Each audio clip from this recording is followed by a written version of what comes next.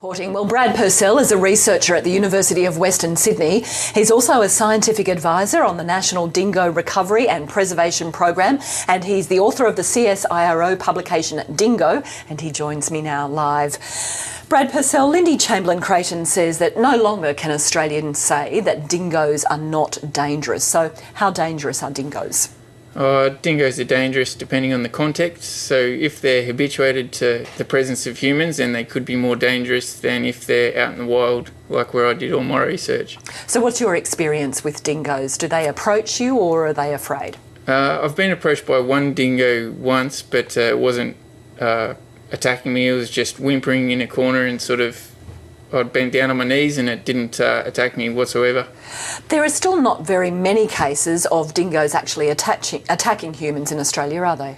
No, there's not very many. There's Clinton Gage that died in 2001. There was a recent case on Fraser Island where a kid was left unattended and two dingoes approached the child, but at the same time the child didn't get attacked.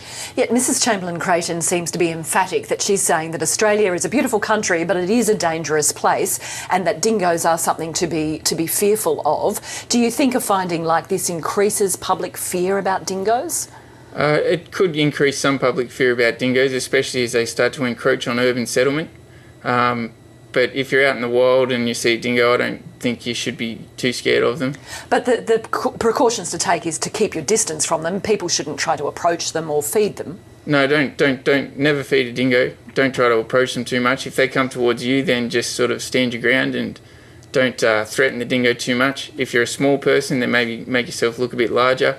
But yeah, there's lots of different techniques that can be employed. When the coroner was handing down her findings today, she said that she wasn't going to make any recommendations about the control or management of dingoes specifically in areas where members of the public also frequent. But she did say that various wildlife and management authorities should actually take some measures to manage the risks. What sort of measures do you think could be taken to manage the risks of when dingoes come into contact with humans? There's lots of different things. So if you're managing any sort of environmental problem, the first place you should probably look is at the humans in the area. So if you can manage the rubbish, if you can de-sex all of the domestic dogs in the area, we can employ howling techniques, and you can also employ scent marking techniques. What do you mean by howling techniques, sorry?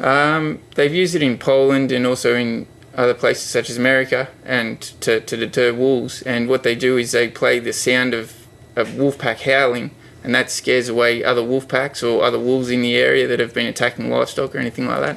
Also in the United States, though, there's some states that actually want to hunt wolves. Do you ever think that we'd come to a scenario like that here in Australia where the dingoes would be hunted?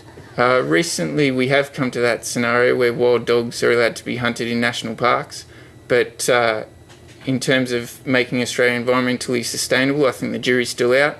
Dingoes and wolves maintain a role in the ecosystem as a top order predator.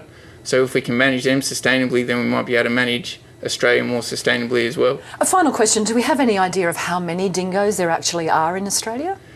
Australia's a big place. Out in the Blue Mountains, I approximate there's 400 dingoes in the southern section. So if you're looking south from Katoomba, I'd say there's about 400. But if you put that across Australia, then there could be millions. Thousands.